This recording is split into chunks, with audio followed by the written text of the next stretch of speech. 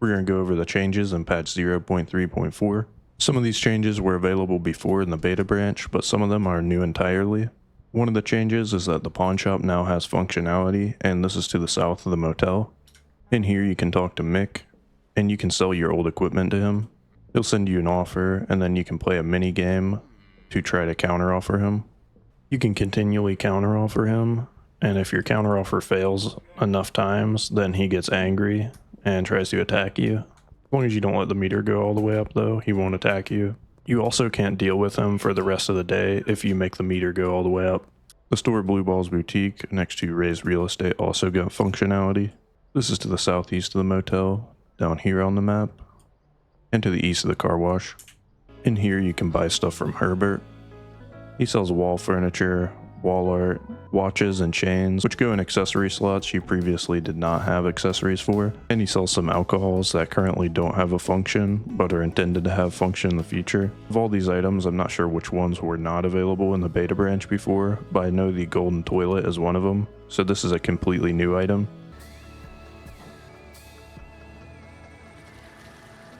You can also buy a pre-owned toilet from the hardware store.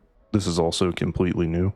Of all the items, a few of them are particularly useful. For example, the gold bar you can take to Mick's pawn shop, and you can try to negotiate with him and get more than you bought it for. I bought it for 10,000 and he bought it for me for 13,000. Maybe you can get even more than that. The wall-mounted storage and the safe are pretty useful as well.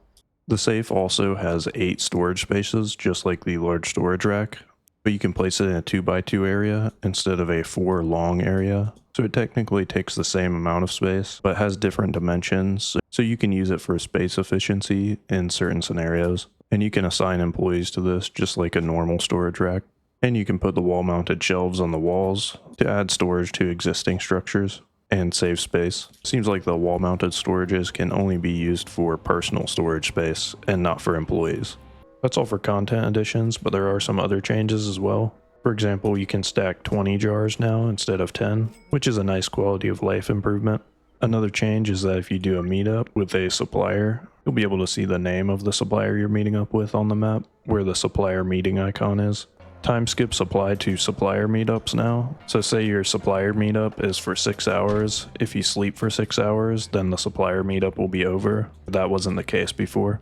There's also no longer a cooldown for how long it takes between requesting supplier meetups. So if your supplier meetup is over, you can just immediately request a meetup again. There's also a note that the counteroffer interface was improved. I can't really tell the difference between this and the beta branch just at a glance, but maybe some of the UI elements are different sizes. Other thing is there are some changes to customer recommendation dialogues. That just means the customers are going to say some different things when they're recommending new customers or dealers. And also some null invalidity checks were added to the code. This will hopefully stop some of the bugs with NPCs where they get stuck in a loop where they're trying to do something that's not possible and they end up just standing there doing nothing.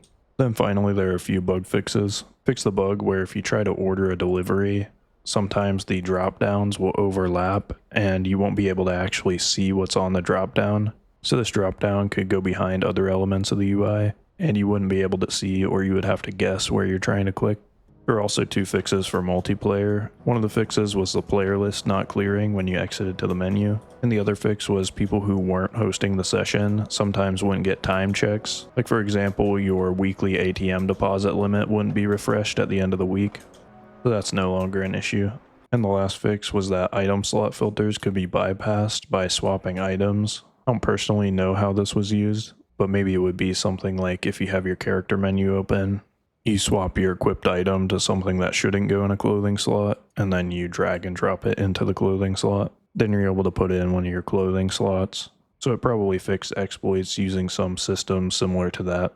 And that is everything, but let me know in the comments if you found anything else that might have been secretly added.